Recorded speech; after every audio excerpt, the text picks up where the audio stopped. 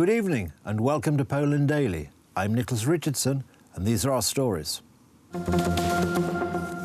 Polish President Andrzej Duda today signed into law the extension to the government's 500+ programme. From July, every family will receive a monthly payment for each child under the age of 18, and not just for the second and subsequent children, as was the case when the programme, a Law and Justice Party 2015 election promise, was introduced in early 2016. Recently, over 3,600,000 children benefited from the 500+ program. That is 52% of all children under the age of 18. After the extension of the program, over 6,800,000 children will benefit from it. According to the Deputy Prime Minister Beata Szydło, the 500+ program was extended to meet society's expectations. I have been asked numerous times to expand this program so that all children up to 18 years of age could benefit from it. This is a public social program that has greatly helped those families who have had a tough financial situation, and that is very satisfying. It's one of the better programs to have recently been created for Polish families, a development program that is an investment in the Polish family. The Minister of Family, Labour and Social Policy, Elżbieta Rafalska, emphasized that the 500+ program has limited the level of poverty in Poland. Poverty has been limited in large families, single-parent families, and families with disabled children. There is also a decrease in extreme poverty, not only in families, and this is related to the implementation of other programs, but it is also related to the situation on the labor market, falling unemployment, rising wages, and the general economic situation. The 500+ program for the first child will enter into force on July 1st this year, regardless of the family's income. A man is due to appear in court on June the 3rd in relation to Tuesday's attack on the Polish ambassador to Israel, Marek Magierowski, outside the Polish embassy in Tel Aviv. According to the Ministry of Foreign Affairs, the assailant, who was arrested 90 minutes after the incident, will face charges of assault and making verbal threats. I would like to express my apologies. My family experienced the Holocaust and my appeal to the embassy was on the matter of restitution of property. I was treated awfully and one of the embassy employees insulted me. Then I left the embassy and walked towards my car, which was located in a nearby parking lot. A car came from around the corner. I did not know that inside that car was the Polish ambassador. I apologize for my behavior. The Polish government called Anna Azari, the ambassador of Israel, into the Ministry of Foreign Affairs, where she was given the clear stance of the Polish side in this issue. Poland is concerned about this incident, though we noticed the efficient operation of the Israeli police, who indicated the perpetrator. The Ministry of Foreign Affairs has filed a motion to increase the security of the Polish embassy in Tel Aviv. This is a reasonable move considering yesterday's attack. Nevertheless, I hope that this was a one-off incident and such an issue will not arise ever again. Absolutnie wyjątkowy i więcej taka sytuacja nie będzie miała miejsca. The United States ambassador to Poland, Georgette Mosbacher, wrote on Twitter today that the information about US Law 447, provided by the Confederation, a grouping of Polish far-right populist parties formed to take part in the European elections, is grossly untrue. She said that speech of hatred of representatives of extreme organizations will not disturb the relations between the allies. Meanwhile, the head of Polish Prime Minister's office, Michał Dworczyk, stated in the Polish parliament that Poland does not owe anything to anybody in respect of the restitution of property appropriated during the Second World War, and that Poland herself has a right to be compensated. If we are talking about claims, then we can talk first about all the Polish claims, because Poland was the victim of the Second World War. For that very reason, we expect to be compensated by the countries who invaded Poland. The US ambassador to Poland, Georgette Mosbacher's tweet pointed to the fact sheet prepared by the US State Department about the new law titled Justice for Uncompensated Survivors Today, Act of 2017. The note explains how the US is interpreting the letter of that law. The JUST Act is an American law that requires the US Department of State to provide a one-time report to Congress by November 2019. The one-time report will assess the national laws and policies of countries that endorsed the Terrorism Declaration from the 2009 Holocaust-era Assets Conference regarding the identification, return of or restitution for assets wrongfully seized or transferred during the Holocaust era. The JUST Act is a tool to inform efforts to measure the progress of countries in meeting their Terrorism Declaration commitments. Verena Balson, an heiress to a German biscuit empire, has stirred up emotions after claiming that her family treated their Eastern European slave labourers well during the Second World War. Representatives of families affected by the German use of slave labour argue that this statement by Balson proves that large parts of the German elite are not aware of the extensive use of Slavic slave labourers during the war. More than 2 million Poles were deported to Germany against their will and forced to work 7 days a week under gruelling conditions. The German biscuit heiress started off by declaring that she's a capitalist who wants to invest her family's wealth in sailing yachts. I want to say one thing before being asked. I'm capitalist. I'm not at all anti-capitalism. I own a quarter of Balson and I'm very happy about that. It should stay that way. I want to earn money and buy sailing yachts with my dividends. Additional statements made by her in an interview with Bild came across as insensitive and out of touch with reality. She told the German tabloid that her German family had done nothing wrong in employing slave labourers. That was before my time, and we paid the forced labourers exactly as much as we paid German workers and treated them well. Christine Glauning, head of the Forced Labour Documentation Centre in Berlin, argues that many Germans are unaware of the history of slave labour used by Germany during the war. Many people don't know much about it, but we can also see a great interest by German and international youth groups coming here and being astonished, mostly by how omnipresent forced labour was, how many camps existed not only in Berlin but in the entire German Reich, how many millions of people were used, and how much the war industry gained from it. Not only in the large arms factories, but also the food industry with companies like Balson. Germany used 7 million Slavic slave labourers during the Second World War, 5 million from the Soviet Union and 2 million from Poland. Most of them have never been compensated for their ordeal. The governor of Alabama, Kay Ivey, has signed into law a controversial abortion bill in which doctors who perform abortions could face life imprisonment. Ivey did, however, note in her statement that the new law may be unenforceable as a result of the Supreme Court's Roe v. Wade ruling in 1973, which legalized abortion in all 50 states. The new law was passed in Alabama with the aim of challenging that decision. The governor of Alabama, Kay Ivey, has signed a controversial abortion bill banning the termination of pregnancy in almost all cases. I thank God for this day. For a day that every day I fight and I pray that abortion ends, but I truly never thought that we would see a day like this. Alabama's Senate adopted the law which prohibits abortion at any stage of pregnancy except when there is a serious threat to the mother's life. A doctor who performs an abortion may face up to 99 years in prison. A woman who agrees to do it will not be punished. If you look at a child in the womb with a beating heart, with a distinct blood type, and you ask a preschooler, a small child, what are you looking at? They say that they would look and say, that's a baby. Opponents of the new regulations announced that they would block the new law by taking legal action. We're going to go to court, and we're going to, I fully expect that we will be able to block this law before it takes effect. What's really important for people to know is that today, abortion is legal in Alabama and in every state across the country. The Democrats protested against the new law. But at the end of the day, there are no female Republican women. You're talking about 27 white men decide what women can do with their bodies. Supporters of the new Abortion Ban Act hope that the Supreme Court will issue a new interpretation of the Constitution on abortion and change its legal status resulting from the ruling in the famous 1973 case of Roe v. Wade, which led to the legalization of abortion in the United States.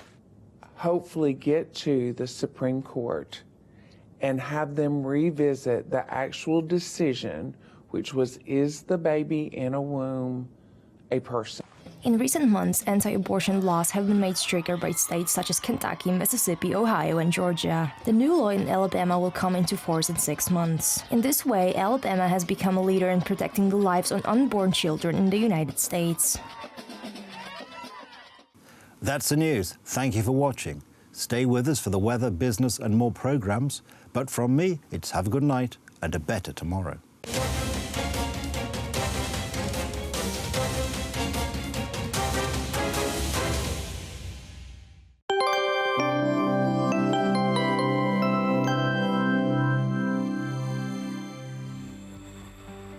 Welcome to Poland Daily Weather. Let's take a look at the forecast for tonight. An overcast night across the country with little higher temperatures, which will range between 7 degrees in Zielona Góra and Szczecin to 12 degrees in Lublin. In central Poland, temperature will range about 10 and 11 degrees. Rainfall is expected in the whole country. And now over to tomorrow. Some rainy weather across the Poland. Rainfall is expected in most regions, somewhere we will see thunderstorms. More sunlight will appear around Lublin, Rzeszów, Kraków and Szczecin. Temperature will range from 18 to 23 degrees in Lublin and Bydgoszcz. Let's see the forecast for the following 3 days. Saturday will be a stormy day in most regions. A maximum 25 degrees in Warszawa. More sunlight is expected on Sunday. On the northwest, thunderstorms will appear. A maximum 26 degrees in central Poland. And on Monday, pressure will fall, alternating sunny and overcast weather across the country with temperatures ranging from 22 to 25 degrees. Thank you for watching and goodbye.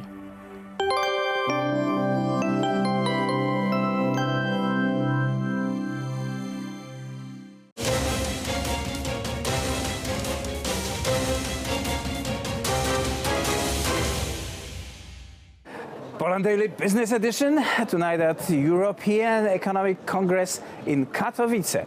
We will talk about Warsaw Stock Exchange with its president, Dr. Marek Dietl. Last year, Poland moved out of this developing markets to the developed ones. And how did it influence the Polish Stock Exchange? It influenced in many ways. First of all, we are very busy traveling around the world because somehow investors community were surprised by coverage of Poland by the analysts. So first we have to explain what are the issues, challenges and also opportunities related to Poland. So when we meet investors around the globe, we first have to sell the region, explain how the region is developing after the EU enlargement 15 years ago, how then we move to Poland when we show 5%, 4-5% GDP growth and 30 years of GDP growth, uninterrupted GDP growth, what is somehow stunning. And at the end, we have to sell the companies on our venue, but it's a long process. We are in a very nice setup currently because MSCI, the other index agency, still treats us as advanced emerging and FTSE Russell as developed, so we can approach both type of investors, but the new group are the developed market investors. And just to give you an idea, we had a roadshow in the US and within 6 days we visited 5 cities and we met 25 funds with over $100 billion of assets under management. So it shows how huge interest is among the investors, especially in the US, and they are really hot about Poland. Okay, so one last question about the local Polish investors who listed on the new Connect list and trying to upgrade to the regular market, and they encounter problems with that. Can you? Well, this is actually there were around 600 companies which did the IPO on our junior market, New Connect, and out of this around 600, almost 70 changed to the main board. And this is basically, if you look at the report by World Bank or IMF or whoever, EBRD, New Connect, except of British AIM, is the success story how to bring SMEs into the capital markets, public capital markets. The major challenge for these companies is that they are resistant. So we have to attract more investors. Unfortunately, the regulation by the EU made the life of SMEs on the public market relatively difficult. Luckily, there were some changes recently in the legislation, and pretty soon our New Connect will be so-called SME growth markets under the MiFID II. So it will be a little bit deregulated, and we look forward for more deregulation and what will make the New Connect, our junior market, even more attractive for high growth SMEs. Right. The countries like United Kingdom or United States are countries when lots of people own shares and basically invest in those shares for the future and so on. We don't have it in Poland. Do you think that we should have it? Or? Well, if you look at this just from statistics point of view, our assets of our banking sector are around the size of our GDP, and and the capital market capitalization of domestic companies is like 30% of GDP. In US, you have banking 50% of GDP, capital market 300% of GDP. So it's a huge disparity. It comes back a little bit to the Polish tradition of rather farming, agriculture, risk averse, but also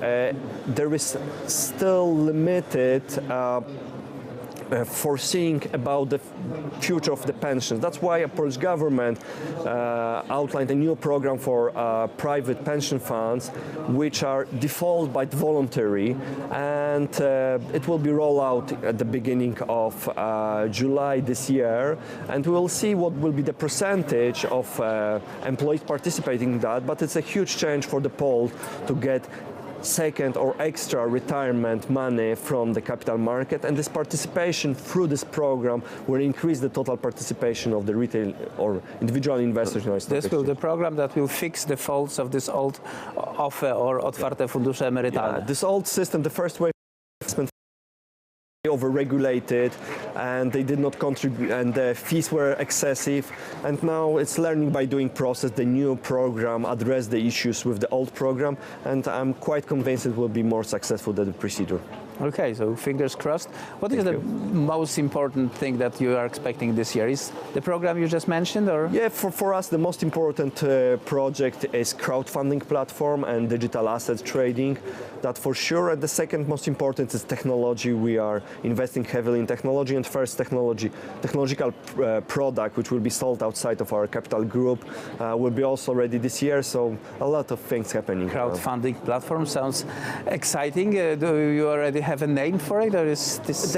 The project name is GPW Private Market because it will be deregulated. It's a private market. Not very catchy, to be honest. Not very catchy. So most probably it will be rebranded later on.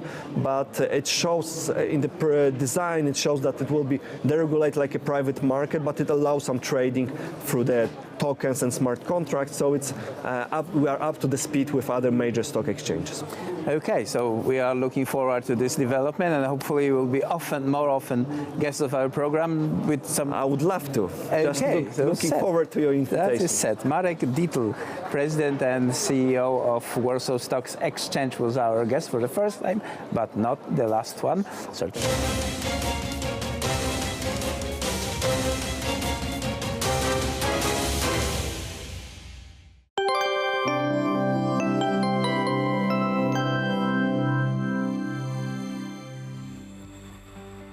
Welcome back to Poland Daily Weather. Let's take a look at the forecast for tomorrow. Some rainy weather across Poland. Rainfall is expected in the most regions. Somewhere we will see thunderstorms. More sunlight will appear around Lublin, Rzeszów, Kraków and Szczecin. Temperatures will range from 19 to 23 degrees in Lublin and Bydgoszcz. And now let's see tomorrow's forecast for our continent. In the Balkans, temperature will range from 23 to 25 degrees in Sofia. Temperatures will little fall in Scandinavia to 16 in Oslo and Stockholm, 13 in Helsinki. In British Islands we may expect more sunlight. There the temperatures will range from 16 to 18 degrees in London. The hottest capitals of our continent will be Madrid and Lisbon with 30 degrees. Thank you for watching and goodbye.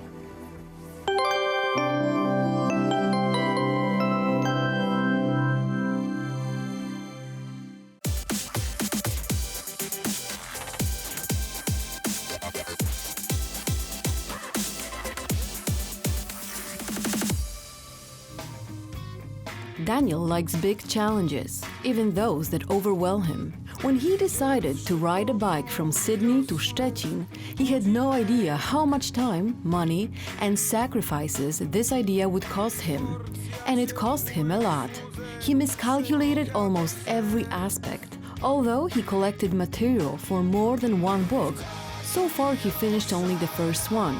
This is a unique story about the implementation of a monstrous dream, about fear and courage, about lost love, about brotherhood and adventures in hard-to-reach corners that divide Sydney from Daniel's native city of Szczecin. As he put it, this is the work of his life. He is currently looking for a publisher who will help him share his story with as many readers as possible.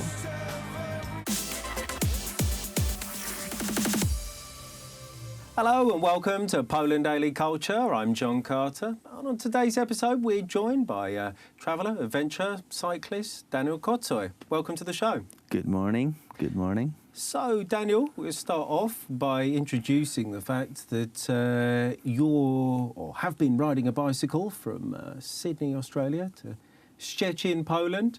That's right. So, maybe first thing to ask is, what was the original motivation for this journey? Oh, I looked at the map and I was looking for a place that starts with letter S, like Szczecin. Yeah. And I looked at Sydney first. So I thought, I'm just going to cycle that. Makes sense. So it was done to have the beauty of the alliteration. Sydney to Szczecin. Yeah. Yeah, it does Sounds sound good. But Sounds you good. tried out some other letters first, or you just went for that? Could have been Warsaw to I tried Washington, but no. Słupsk to Szczecin, Suwałki to Szczecin, but I didn't think that the journey would be as legendary, as epic as Sydney to Szczecin. No offence to Słupsk. That's right. No offence to Słupsk. All right, so we'll sort of start off. So obviously, it's a mammoth journey, right? And so you grew up in Szczecin, right? So was there something in your time growing up there that kind of maybe influenced you, or part of the culture there, which maybe planted the seed for this type of trip and adventure? So I grew up in a neighborhood that was surrounded by a forest, and every afternoon or every weekend I would just stroll around the forest just without really any purpose to get anywhere. And as I grew up, and as I was working in my first real job in Warsaw, I guess that was missing, and I was really hungry for adventure, unfulfilled, unsatisfied. And a lot of people say that, the world is small. I discovered that it's actually not, from the perspective of a bicycle. So, yeah, that's the story. Yeah, I see. Okay, so what was it then that kind of prepared you for this? Was there something like cycling adventures throughout Poland? Because as I understand it, you did a lot of cycling within Poland beforehand. So did that kind of prepare you or plant that seed? Mm-hmm. So what inspired me to do this exact journey was a book. And that's an example of how reading books can be really dangerous, because I was reading this book about a guy who cycled, Asia, and I thought, hey, I could do the same thing. I could cycle the world and write a book. How old were you when you read this book? That was about 8 years ago. Okay. Yeah. And it started from there, and I bought a touring bike, and I started going for weekend trips, then extended weekend trips, then cycled the coast of Poland, then Ukraine, then Czech Republic a little bit, and then I thought, you know what, let's just go all in. No holds barred. All right, good. Well, look, speaking of books, of course, you've written your own book. So, that's right. Tell us the title. Okay, so the title of my book, it's a working title. Right. Because it hasn't been published yet, but the title right now is Bike to Be, Sydney to Szczecin by Bicycle. And it's a story about the journey. It's a story of the lost love of my life, and it's a story of a fear. Hi, Marta. Hi, Marta. It's a story of fear, it's a story of courage, and it's a story of realization of this huge, huge dream that I had that has overwhelmed me, but I haven't given up yet. All right, excellent. And so, can you tell us a little something about the writing process? So, you've been in all these different countries, cycling, camping, etc. So, how has it been, sort of, writing this book? What's been the process of doing it? Mm-hmm. So, in the beginning, I write everything that happens. It's very much like a diary or a journal. But as time passes, the stories are more important because the days look pretty much the same, right? You wake up, as you know, go to work, routine. Yeah. So then routine is not so important as the story. And after a while, actually, the story starts to live in me, and the book that starts to influence the journey, and the journey influences the book, if it makes sense. Yeah, yeah. So you're kind of pushing yourself onto more adventure because you're thinking, I need some good material here. I guess it is true in a way. Yeah. I guess it is true. I could go this way, which is the kind of pedestrianised, easy route, or I could take the mud trail. And get inside an active volcano. Yeah, that's the story. Wow, power of writing a book then, yeah. Yeah, power of story. So tell us a little bit about how the process of preparing for this type of journey. Now, as I understand it, it's not something that needs a huge amount of investment. So there are two ways of doing it. Some people just, buy the cheapest bike for 500 zlotych and they're off around the world. I'm not that type of a person. I like to have everything ready and be prepared for anything. So the way I did it is I designed my own bike and built it myself. So it's perfectly designed and made for my body and for the road and for the roads that I plan to take. And then I knew that I'm going to be outside Poland for a long time. So I decided to close my entire life and whatever needed to be closed, not just financial stuff, but also any relationships that haven't, that have been left under question mark. Like, for example, an argument with somebody, I went to that person and, shook hands, and because I didn't know if I'm going to ever return. So I just wanted to leave, how do you say it? On good terms. With a blank card, carte blanche.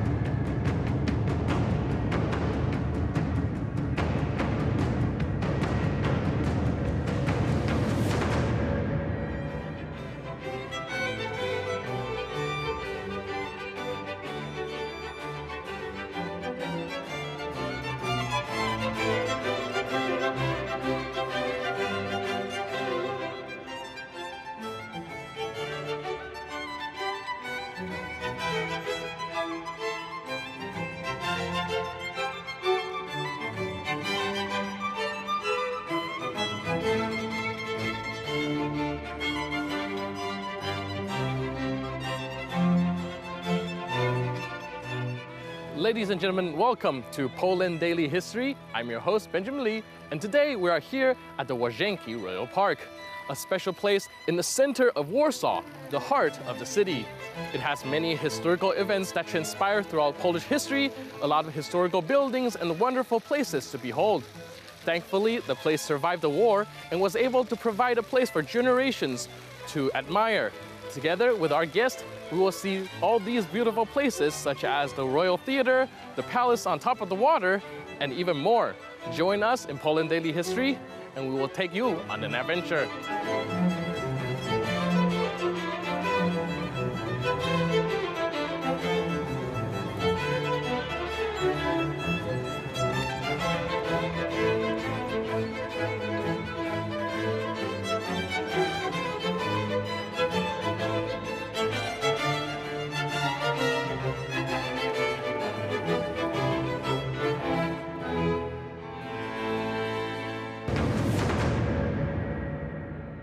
We're here at the Royal Łazienki Park with our guide, Mr. Daniel Cichowski, and I've heard that this place has a history that dates way before Warsaw has become a city. It's been used as hunting grounds for the Dukes of Mazovia, and I was wondering if you can tell me a little bit about this place and the history before even Warsaw became a city. Yes, that's true.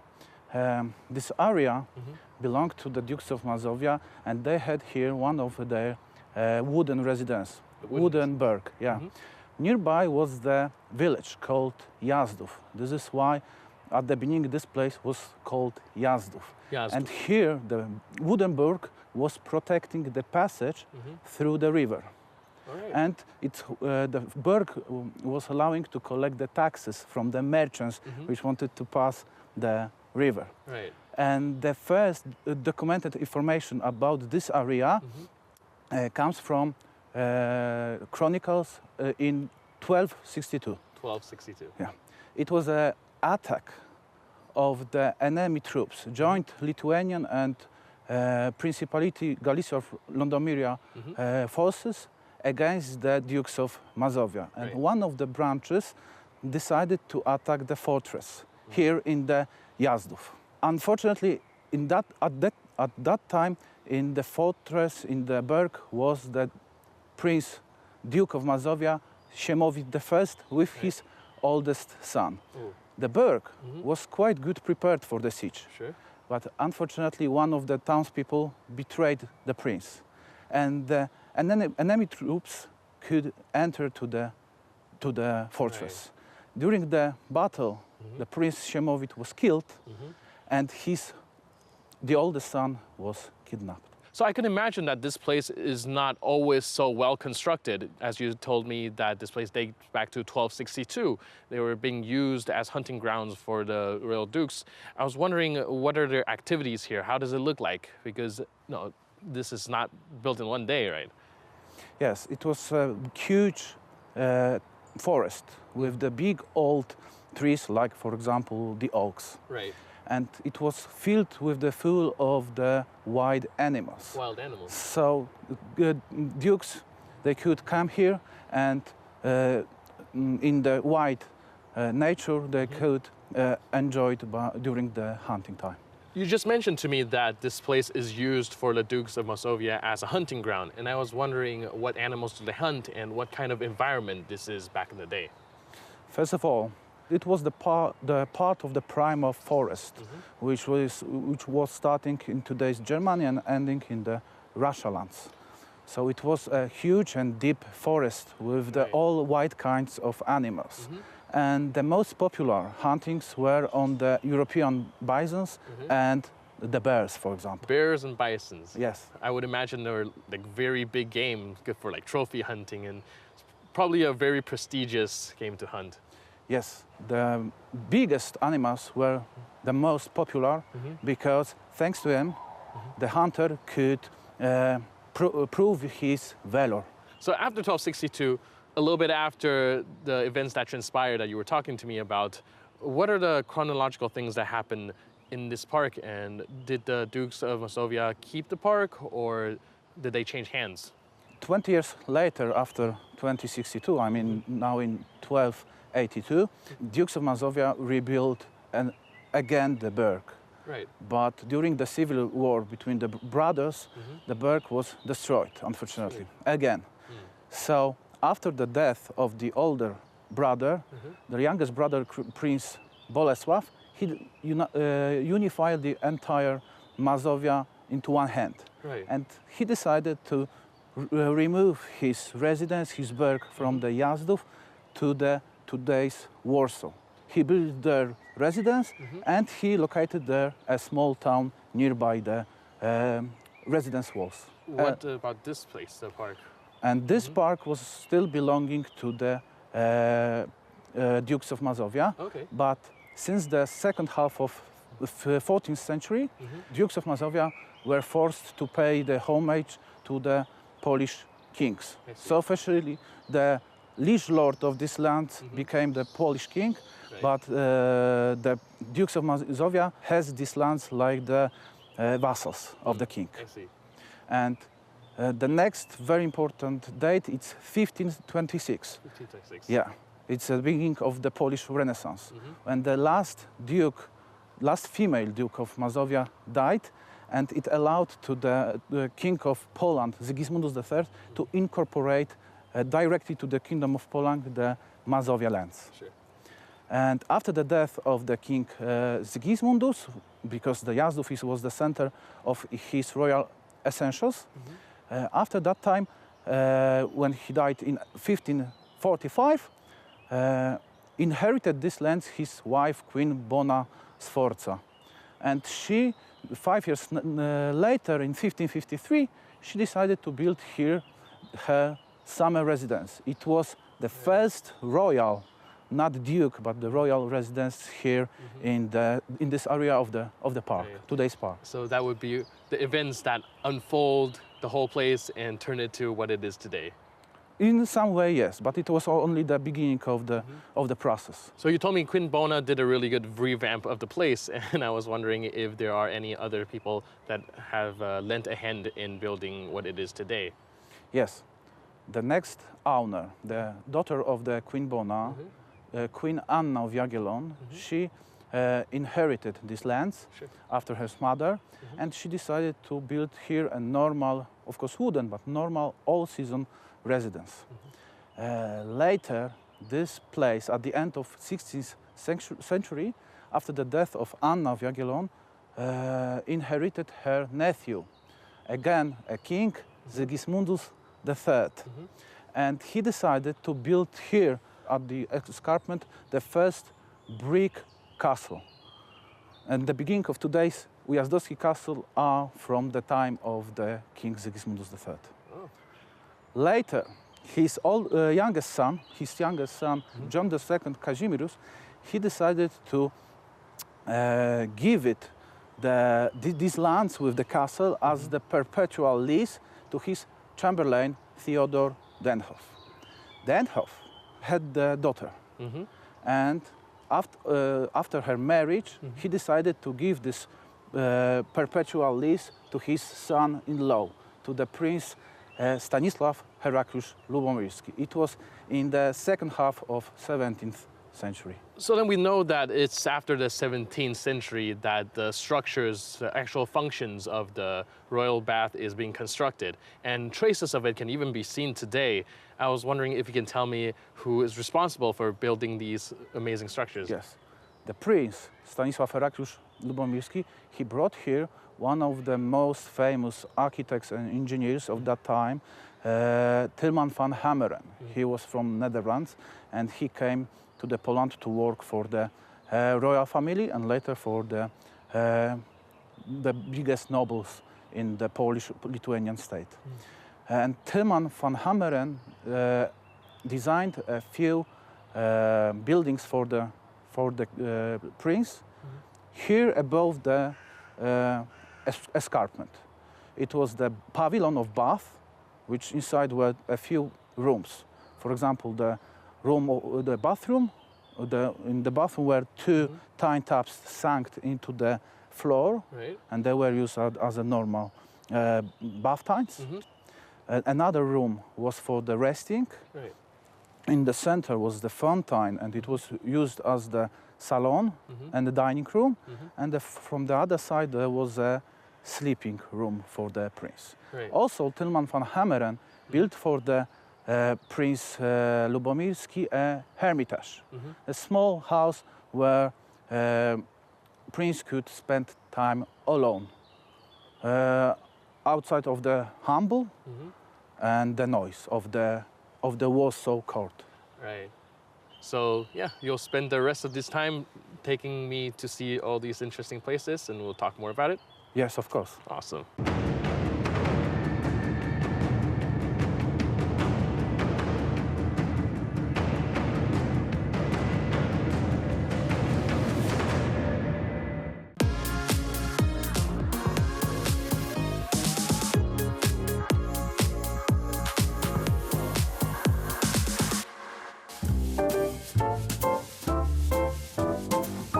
Łazienki Park, Łazienki Park Królewskie, Those names mean something to everyone in Poland.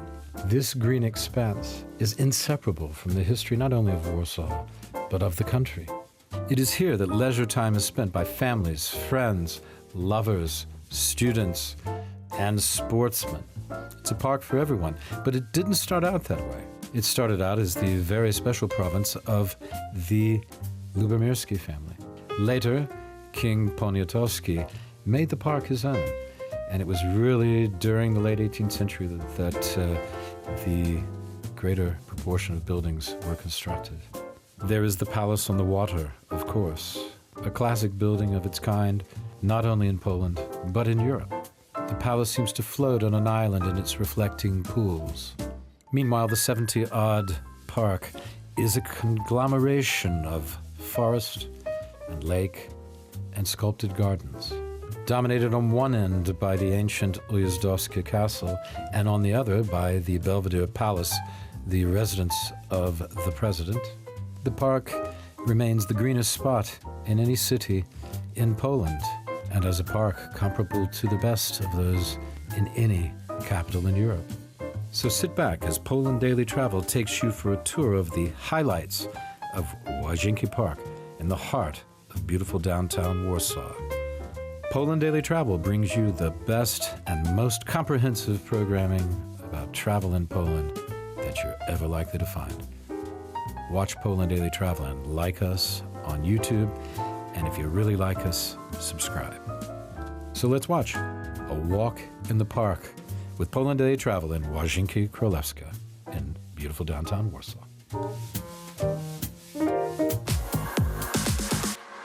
Okay, welcome back to Poland Daily. Behind me is the famous Palace on the Water. In this direction, there's a lot of water, and there's water on the other side. So the idea was to create the effect of the building floating on the water when you're further away. You can see all these classical statues. All of this is 18th century fun and games, isn't it? Absolutely, yes, indeed. Well, if it comes to the statues, then in the 18th century, the people would not have the access to YouTube. They would not have any kind of entertainment that we have in now in the present times. The thing is that in the other days, in the old times, the statues, the pieces of art, would be our way to keep ourselves entertained, simply speaking. But you were also asking, you were wondering what's the next place that we'll see. Yeah, what's the next place? And I cannot leave our audience without the proper explanation of the name of the park. After all, Łazienki is a Polish word which not all from the audience would understand, and I would like us to see a couple of buildings. Related to the meaning of it. Related to the meaning of the park. Okay, and then we'll tell what, but not yet. We'll have all the cards taken out from the A little bit of sleeve. suspense. Okay, so we're just going to walk on and go to show you. There's a whole lot of buildings here from the old days. Not just this. This is the central building. But there's a few more interesting ones, and so let's go and see those. Okay? From the Palace on the Water to the next place. Please. Stay with us.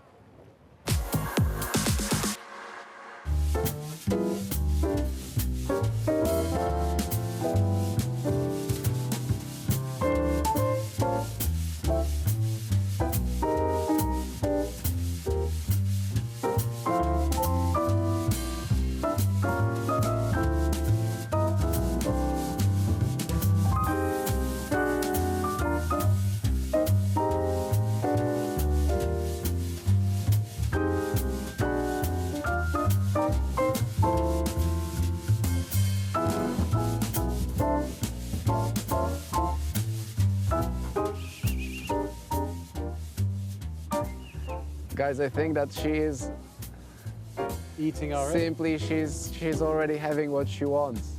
But speaking openly, usually coming with a nut should end up with this way that she comes, takes the nut.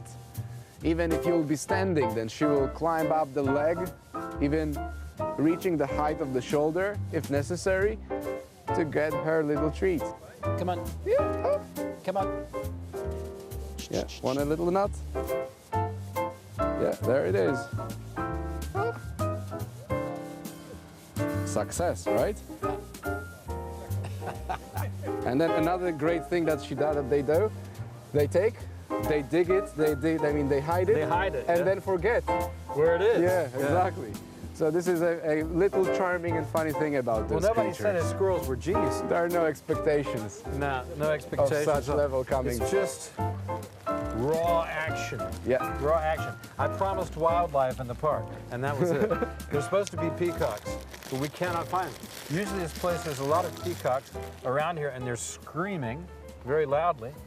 But today we don't see any. So remember, before Where are coming they? here, arm yourself with nuts. They Yes. might be useful. You've got to have nuts. Anyway, stay with us because now we are finally going to that reservoir, aren't we? Yes, after indeed. After that nutty interval. Yeah. Let's see why the park is named as it is. And that squirrely behavior. Okay, let's go down here, see where we're going. We're continuing here. These are two very important buildings. We have the reservoir, which was providing water for all these buildings. For one. For what? For one building. Only for what, the orangery? Absolutely not. The orangery is a separate location. And that was actually for growing plants inside, right? I would say not many plants, but particularly the orange trees. It was actually for oranges. Yes. It really was for orange growing. It was really for the orange trees. So they had citrus growing there for, There- the elite. And there is, it's not feeding wise. Oh, it was not for eating? It's not feeding wise. For the smell? The orange tree is having a very, very strong symbolical meaning in terms of how it is understood in the Western Europe.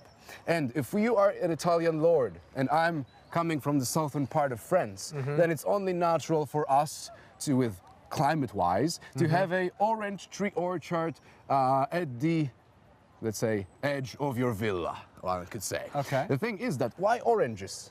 Orange trees were symbols of wealth, health, good health, and happiness. And if you are a human being, then what do you pursue in life? What do you chase?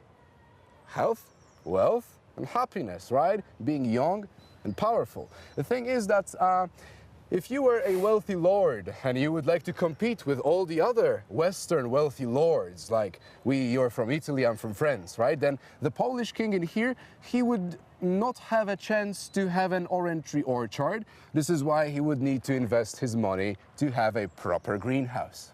And in this way, I would like you to know... So it's just to show as a luxury item? I would say it is so not to stay back in this whole competition. There is more to it. We say that there is the orangery here. So there's no food value in it? No. It's just to show off It's the trend. that I can grow oranges. Here they are.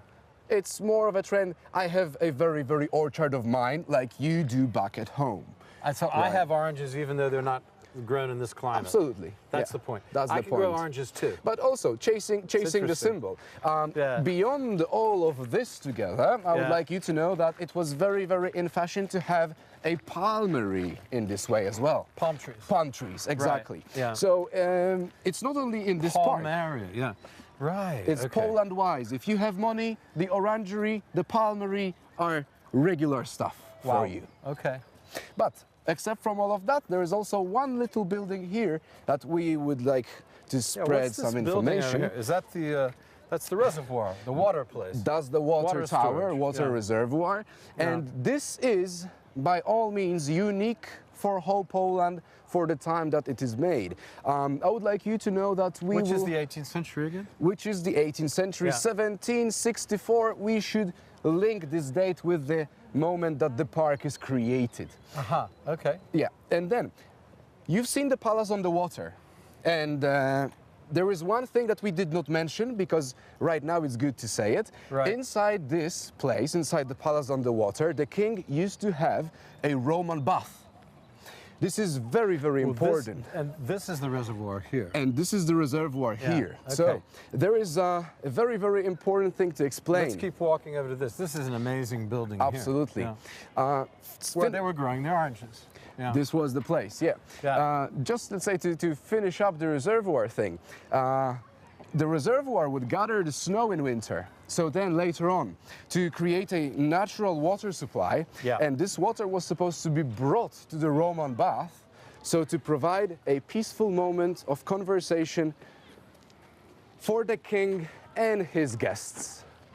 Because why is the Roman bath so important? Let's stand around here with this in the background so people can see it. Of course. Actually, we have some children coming through, but that's okay.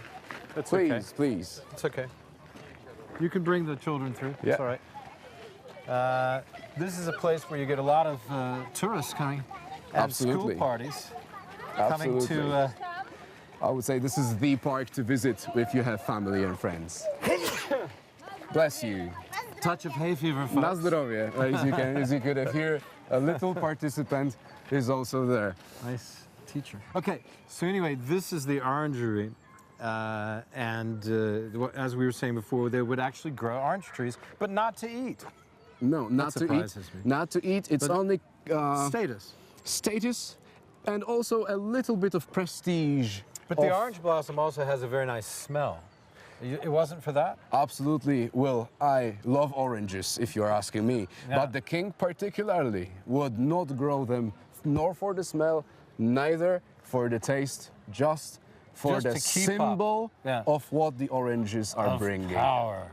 Health. Health, youth, wealth. These three things. Health, wealth, youth, happiness. All those three. Those things. That's four. Once you're counting, yes. One of us added one. One of us, because somebody out there will be counting, and it will come up in the comments. And we'll have additional work. You That's guys good. can't count. Yeah. Well, guess what? Maybe we can't count. Nobody said we were perfect.